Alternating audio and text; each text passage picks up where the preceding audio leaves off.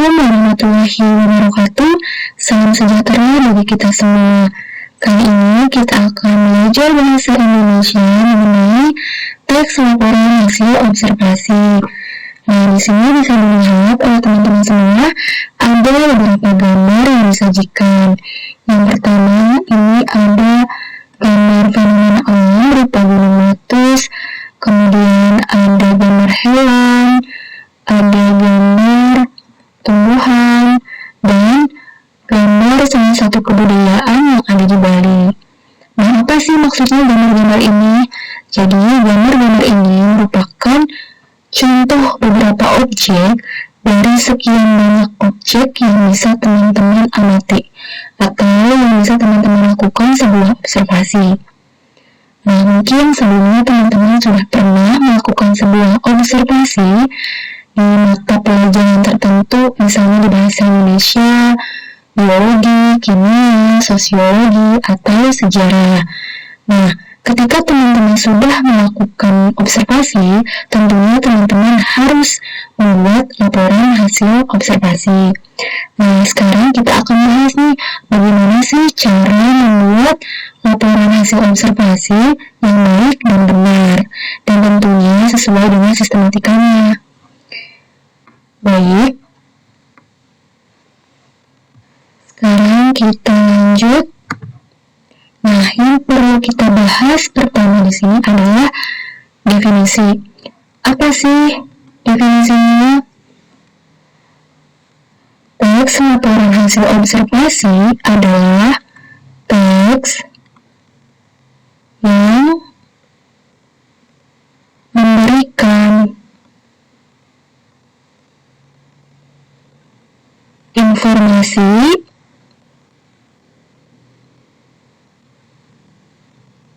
tentang suatu hal. Nah, hal di sini bisa beragam, bisa bidang pekerjaan, fenomena sosial, hasil karya manusia, gejala alam, hewan, atau tumbuhan. Nah, teks laporan hasil observasi juga perlu ditulis secara apa adanya.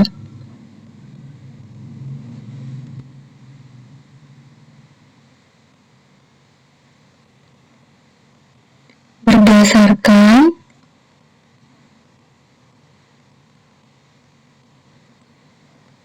klasifikasi.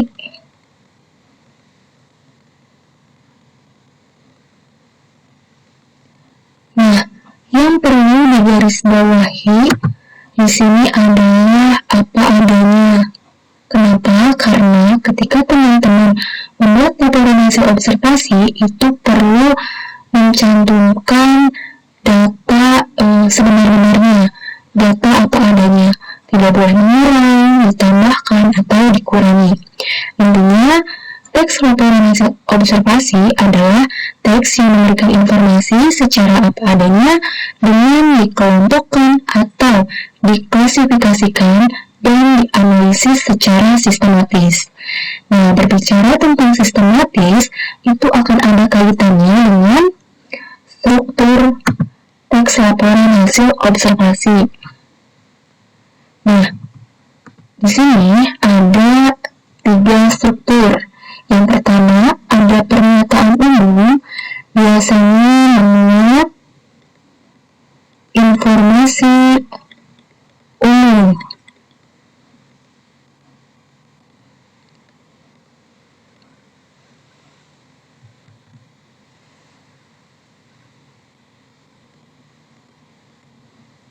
Meliputi definisi dan klasifikasi.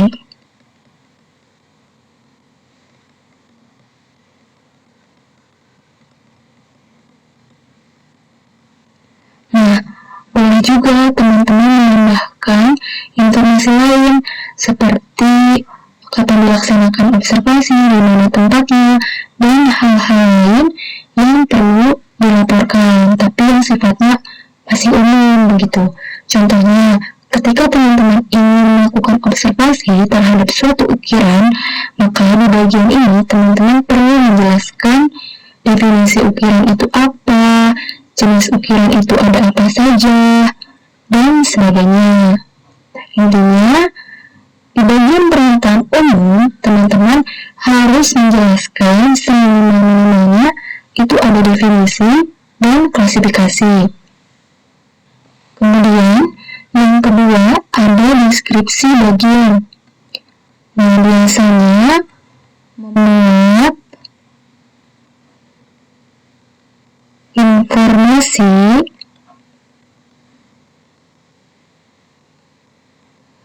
secara rinci dan inti dari hasil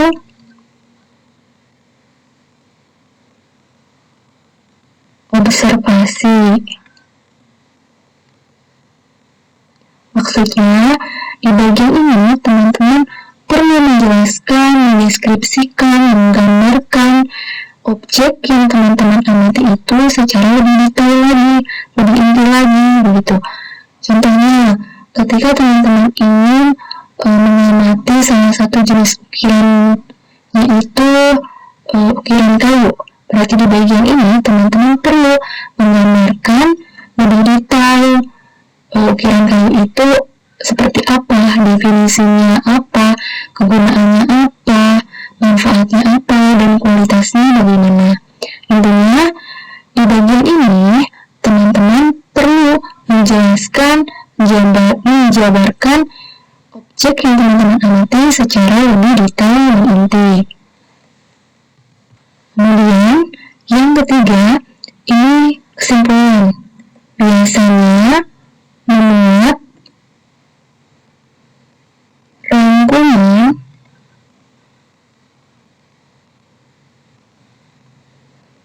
hasil observasi.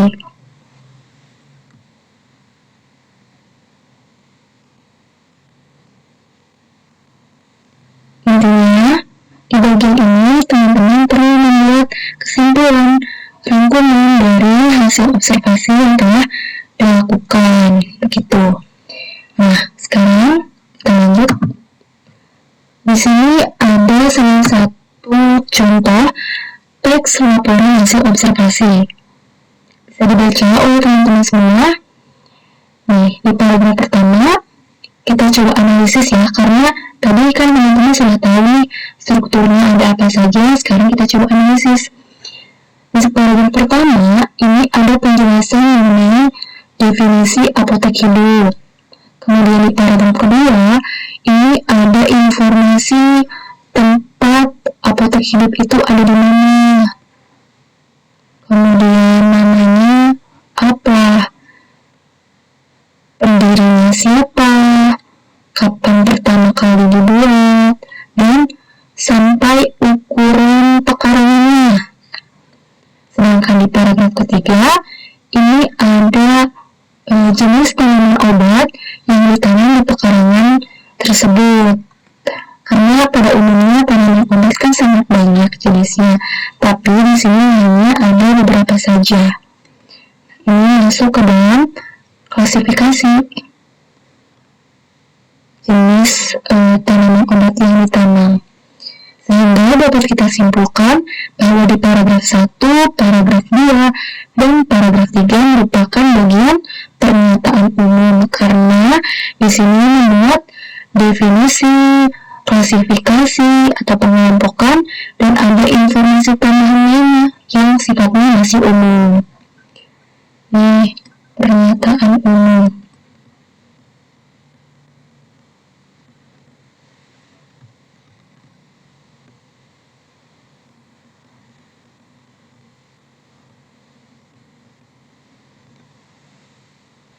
Kemudian kita lanjut ke paragraf 4. Di sini ada definisi ini, definisi dari jahe. Kemudian ada kegunaan jahe, ada definisi temulawak juga, dan kegunaan dari temulawak. Nah, di sini pembahasannya lebih spesifik lagi. Jenis tanaman obat yang dijelaskan lebih detail di sini adalah jahe dan temulawak. Sehingga dapat kita simpulkan bahwa di paragraf 4 ini merupakan deskripsi bagian. Nah, sedangkan di paragraf terakhir ini merupakan kesimpulan. Penulis menyampaikan bahwa ternyata banyak manfaat yang didapatkan dari menanam apotek hidup. Bisa menjadi obat-obatan pribadi, juga bisa menjadi sebuah usaha. Begitu ya teman-teman, semoga bisa paham. Nah, sekarang kita coba lanjut. Di sini ada pola dan ciri kebahasaan teks laporan hasil observasi. Ada apa saja sih? Yang pertama, ini menggunakan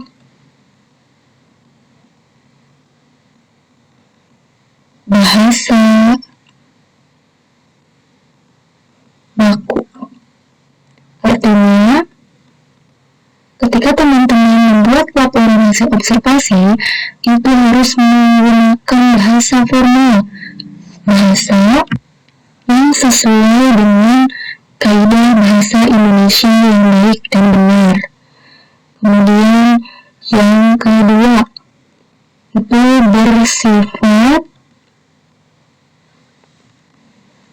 objektif. Artinya, itu sesuai dengan apa yang dilihat pada saat pengamatan, tanpa dipengaruhi oleh hal lain atau sumber lain.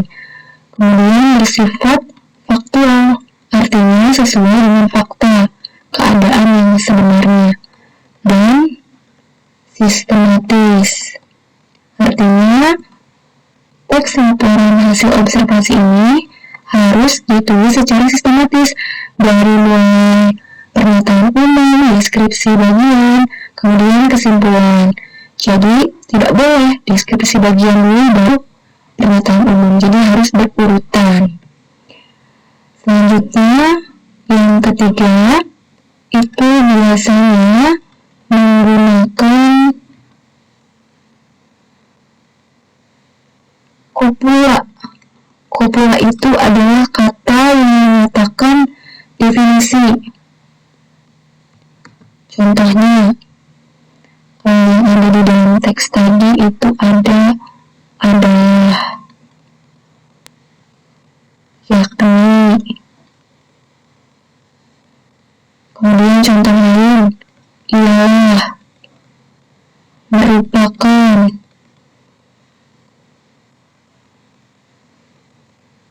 meliputi, dan sebagainya. Nah, selanjutnya yang keempat ada menggunakan nomina, kata atau frasa nomina. Nomina itu adalah kata benda. Contohnya, kalau di dalam teks tadi itu ada kata jahe, apotek hidup.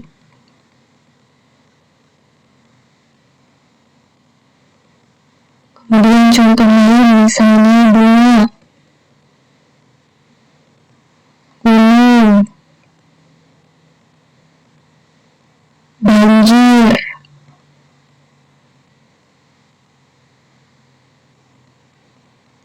dan sebagainya. Yang terakhir, yang kelima, itu biasanya menggunakan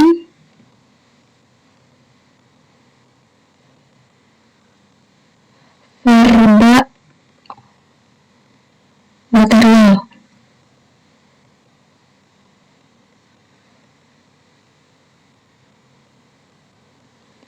Verba itu merupakan kata kerja. Contohnya yang ada di dalam teks tadi itu ada kata menemani digunakan.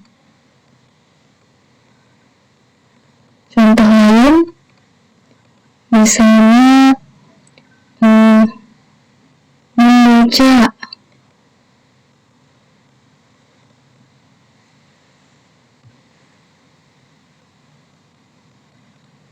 kemudian menangis,